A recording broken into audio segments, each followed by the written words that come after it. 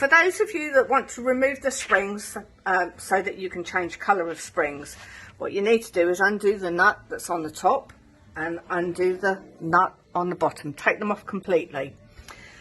You're left with the springs that will be in this position.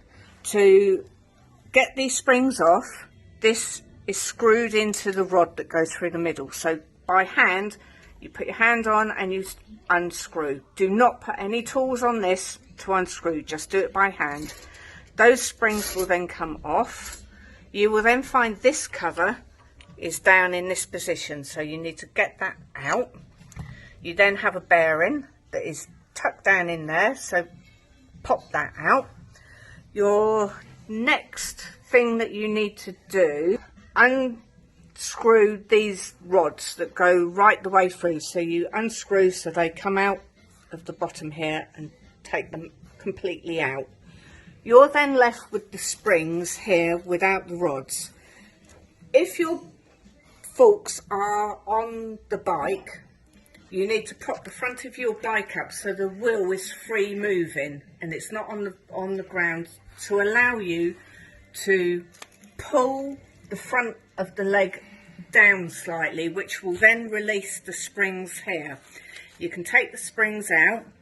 In here is a cup that these two springs sit in. You need to take that out, and then you need to push the new springs back into that cup. Sit the springs in this end first, and then you push the springs down and that cup into the holes that are in the leg. And then you need to replace the bearing, that cap,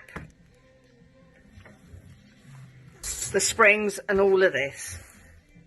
But to do, in order that you need to do them, put your springs in, put each rod through, wind the rod down so it's 20mm sticking out, so that you can then put your washer and your nut back on. Then you this threaded bar, it's got a thread at the top and a thread at the bottom, so you need to screw your thread through this part and allow it to come out by 20mm. You can then put your washer and your bolt nut on this end and tighten it up. Do that to both when the springs are in. Then you need to push the leg up so it sits this cup in that hole correctly. Then you put your bearings in and push them down so that they don't rock about. They need to be in there secure so they don't move.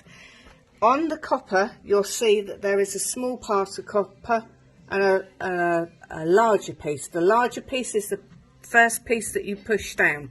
So these push down into there and they won't move, they'll be secure. You then put this cup over the top. You then put your springs over those. Make sure that you've put grease around that part and that part of this cup. Makes it so much easier to screw these on. You then push these on and you need to screw this down by hand. Do not put any tools on there to turn. Put your nut on the top and tighten down. Once you've tightened your nut on the top, make sure that the top and the bottom nuts are done up tightly so they're fighting in the opposite direction.